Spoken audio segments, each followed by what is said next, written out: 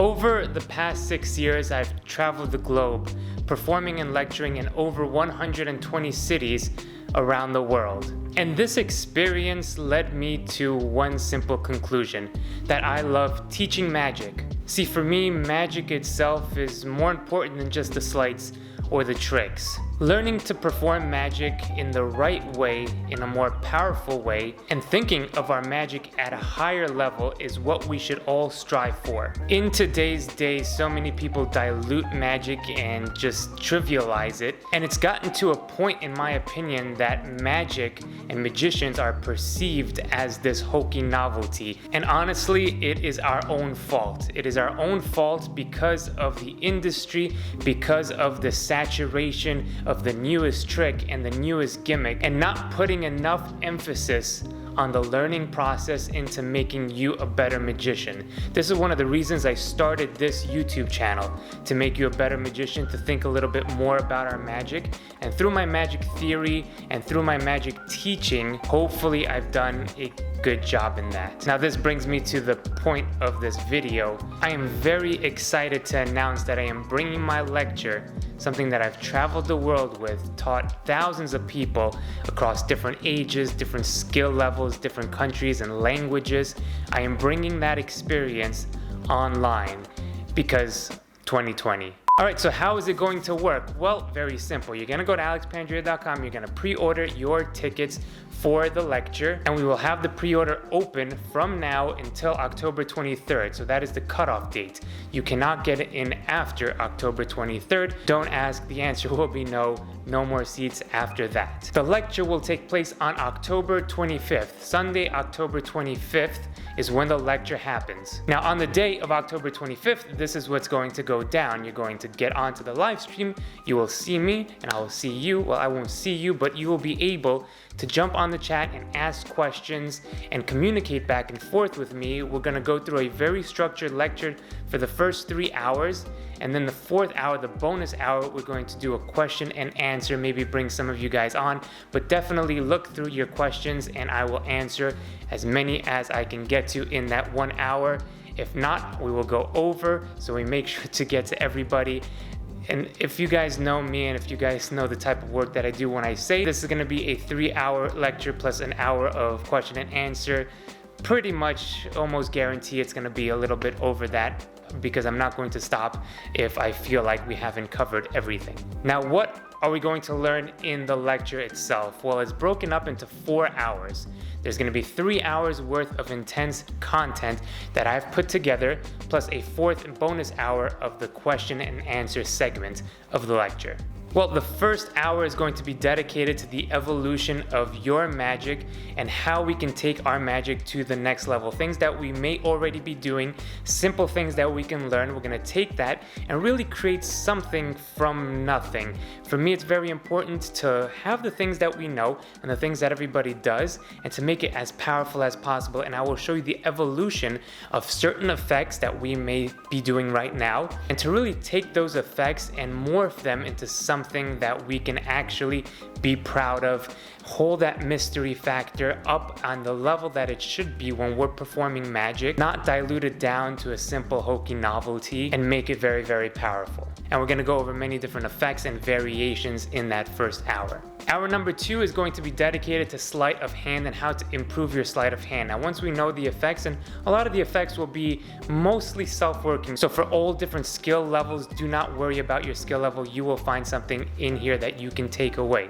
The second hour is going to be sleight of hand oriented, so we're going to learn moves, and not only the sleights and the techniques behind them, but the applications of why it's important to do this, how we should be practicing, and how we should be performing these moves to perform them as seamlessly as possible. Again, for me, sleight of hand is very important, but I feel like a lot of people don't take it as seriously as they should. See, a lot of people might argue that, hey, my double lift doesn't have to be perfect. I get a reaction with it. This is not the point we are going for.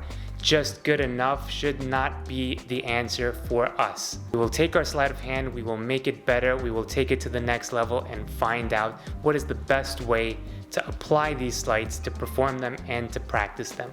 The third hour is my magic theory, the most important thing when learning magic, when thinking about magic. How do we think of it at a higher level? Now, I think the most important thing in performing is your connection with the spectator, and to inspire the spectator and to motivate the spectator in ways that people just don't do when performing magic. We are so involved in ourselves and, hey, look at me. Watch what I could do that you can't. This is not the type of way that we should be thinking about our performances, our persona, and how we give off that magical sense of wonder that we all talk about. We are doing it in the wrong way. A lot of the times, the majority of times I see people perform magic, it's all about them. Them, look at me, look what I can do. And if you know anything about me, I am an advocate to doing things differently than the rest. And learning the techniques for doing so is going to make you not only a better performer and magician in general, it's going to make you, I think, a more interesting person. The fourth and final hour of this lecture is going to be concentrated on your questions. So get your questions ready. I am here to answer them. I am here to help. And hopefully together we can bring our magic to the next level. Thank you so much for the support. If you are serious about your magic, go ahead. Link is down below, alexpandrea.com. Reserve your seat right now. We will see you very soon on the next video. A lot of stuff coming up. Have an amazing day. Love you guys. And we'll see you soon. Peace. Thank you very much, and thank you for sticking around. This is exciting. This is my favorite part of the lecture. I like to be, more up and close and personal and everything. So a lot of the ideas that I had in the first half resonate in the second half. I think my ultimate problem is diluting magic in such a way that it becomes a hokey novelty, if you know what I mean. It becomes tricks, and it becomes things that are not as powerful and as meaningful as we can make them. So whether you're a performer or an amateur, professional, or anything, I think the overall goal is to do the best magic you can, right? In the best way possible. So with that being said, the second half is going to be about that. But I think what you will get the most out of is, instead of I show you trick, I showed you a bunch that you can use right away in the first half, is how the idea of performing and the idea of what magic really is. Because here's the problem. And it goes back to what I was saying before. Pick a card, I'm going to find it, right? The overall conception, the overall preconceived notion of a magician, of what magic is, magic trick, right now, and of course it differs in different parts of the world, but overall, I think it's not taken serious. It's not taken serious. Yeah? We all know some tricks. You're going to show me a trick. Entertain me a little bit, make me smile, and have a good time, and that's fine. And that's fine if this is how you want to perform. I'm not here to tell you how you should perform or how you should not perform. But what I'm here to say is that there are, if we think a little bit more about our magic, that we can have a bigger impact on the spectators and make you unforgettable. Right now, we all are forgettable if we keep doing the same thing that everybody else is doing. We are forgettable. We just know a few tricks. That's it.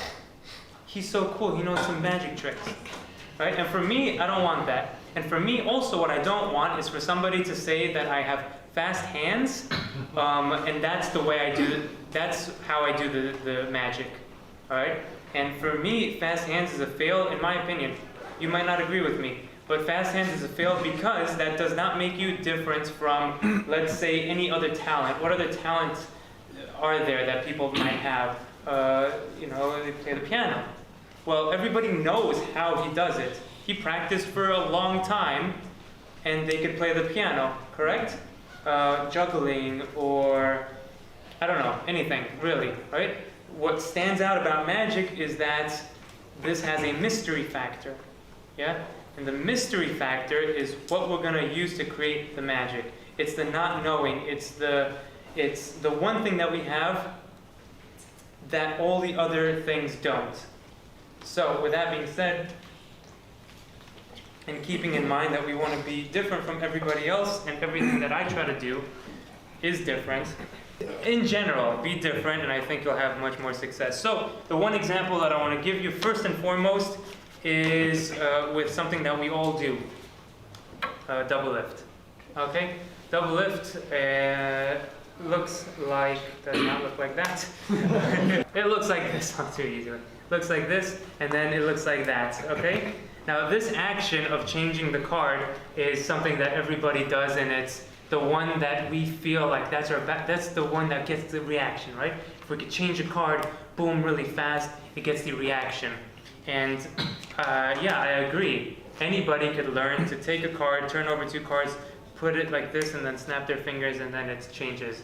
And the spectator will not know how it's done, but they're going to reside to a few things. They're going to reside, oh, quick hands, you know. They know that the card was switched somehow, right?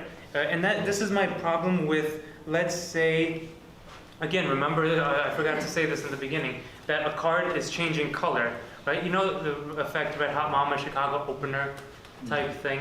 The spectator already knows about a red bicycle card, they already know about blue bicycle cards. They know these 2 things exist. So if you're there and you're telling them that the card changed color from red to blue, they're going to think, again, that you think that they're stupid or something. They're going to go along with it and be like, oh yeah, I don't know how that, you must have switched. You must have switched it. This is the obvious answer, right?